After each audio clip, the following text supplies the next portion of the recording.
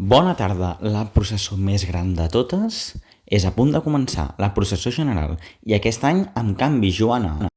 Doncs sí, aquest any torna el recorregut original, degut a que fa uns anys es va canviar, i és més llarg.